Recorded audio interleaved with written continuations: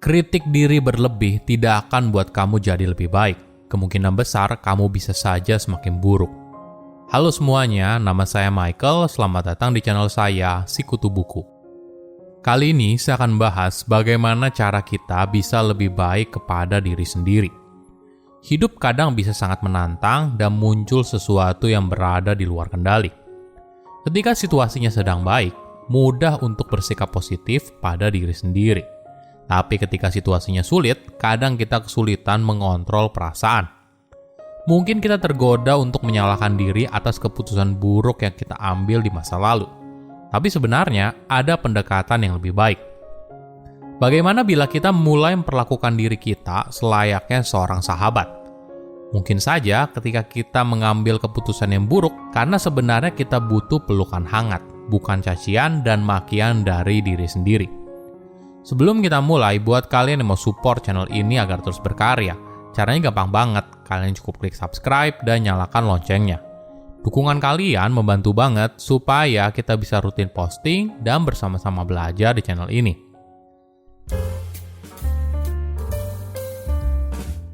Sejak kecil, kemungkinan besar kita belajar untuk memperlakukan orang lain dengan baik.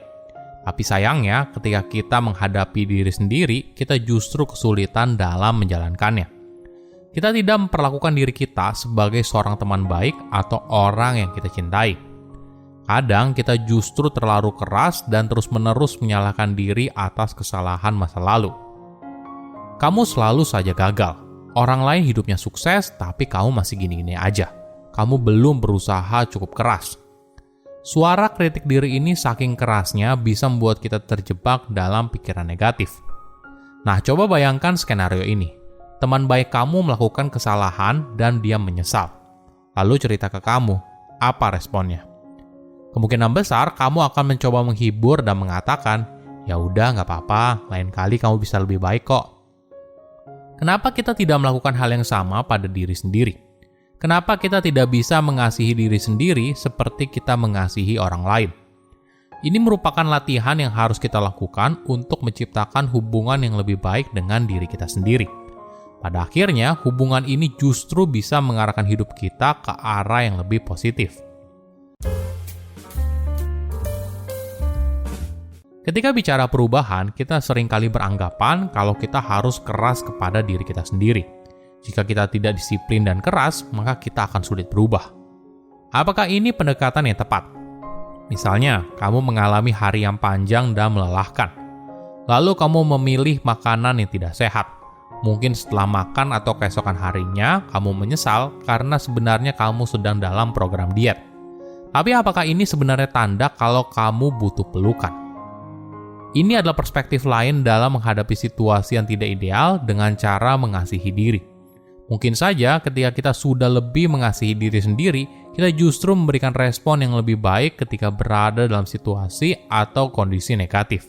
Karena di momen itu, kau bisa mundur satu langkah dan bilang, kalau kamu sadar, ini adalah situasi yang sulit dan merangkul dirimu sendiri. Kamu tidak menghakimi dirimu sendiri atas pilihan yang kamu ambil, dan kamu juga tidak perlu mengingkari apa yang sudah terjadi. Bagian dari mengasihi diri adalah menyadari kalau diri kita punya berbagai bagian diri yang lain. Dalam psikologi, hal ini dikenal sebagai personality modes. Jadi mungkin saja kamu punya mode marah, kamu punya mode ibu yang penyayang, kamu punya mode teman kantor yang serius, kamu punya mode atasan yang pengertian, kamu punya mode bawahan yang penurut, kamu punya mode mahasiswa yang rajin. Setiap situasi butuh mode yang berbeda. Mode ini beradaptasi dengan lingkungan di mana kita berada. Jadi tentu saja kamu tidak bisa membawa mode dirimu yang serius ke tempat kerja, lalu kamu membawanya ke rumah. Di rumah, kamu butuh mode sebagai pasangan yang pengertian, orang tua yang penyayang, dan sebagainya. Jadi ketika kamu mengalami hari yang buruk, bagian dirimu yang satu bisa mengasihi bagian dirimu yang lain. Nah, bagaimana caranya untuk latihan mengasihi diri dengan lebih baik? Pertama, ingatkan dirimu kalau membuat kesalahan itu manusiawi. Tentu saja, mengakui dan menyesali sebuah kesalahan bisa menjadi kunci untuk perubahan. Tapi overthinking soal kegagalan masa lampau justru membuat kamu jadi terjebak. Realitanya, setiap manusia tidak ada yang luput dari kesalahan. Itulah kenapa kamu perlu belajar untuk mengakuinya dan move on. Mungkin tipsnya adalah dengan memisahkan antara kesalahan dengan nilai diri. Misalnya, ketika kencan pertamamu gagal, bukan artinya kamu tidak layak untuk dicintai, atau tidak ada yang mau dengan kamu. Bukan itu. Kesalahan bukanlah sesuatu yang membuat kita jadi tidak berharga. Ingat, kritik diri yang berlebihan justru tidak membantu, malah bisa menghancurkan kepercayaan diri. Kedua, mengasihi diri itu bukan tindakan egois. Bagi sebagian orang, mereka merasa kalau merawat diri dan mengasihi diri itu membuat mereka jadi orang yang lebih egois. Padahal, bagaimana kamu bisa merawat dan memperlakukan orang lain dengan baik apabila kamu sendiri justru tidak bisa melakukannya dulu kepada kamu? Jadi, sebelum kamu memberikan rasa kasih sayang kepada orang lain, latihlah dengan dirimu sendiri dulu. Kamu adalah teman terbaik bagi dirimu sendiri. Dan jika bukan kamu, ya siapa lagi? Ketiga, pastikan kamu juga fokus pada hal yang positif. Otak manusia secara alamiah terlalu fokus pada hal yang buruk. Misalnya, saat kamu dimarahi oleh orang tua ketika karyamu dianggap gagal, ketika idemu dicap hanya sebuah mimpi, dan sebagainya. Jadi, dalam kondisi tersebut, bagaimana bila kita belajar untuk fokus ke hal yang positif? Misalnya, kamu bisa menuliskan 3 hal yang membuatmu bersyukur pada hidup yang kamu miliki sekarang.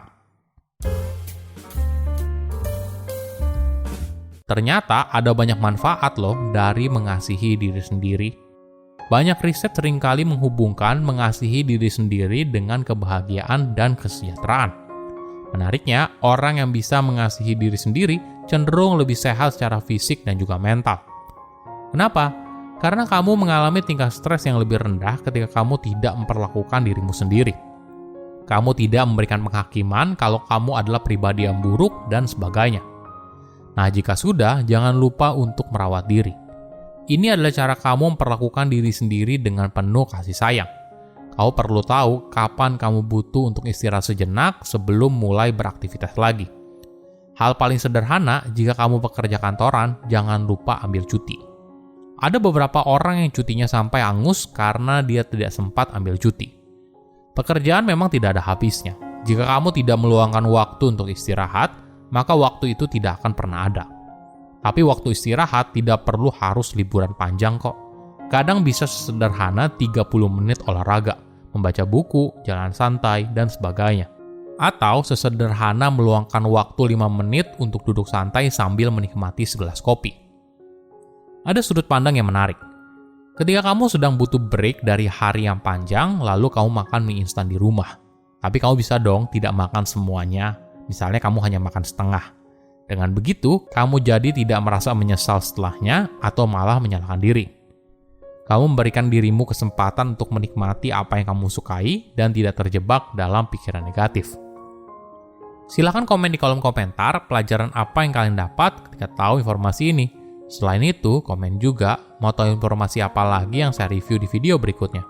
Saya undur diri, jangan lupa subscribe channel YouTube Sikutu Buku. Bye-bye.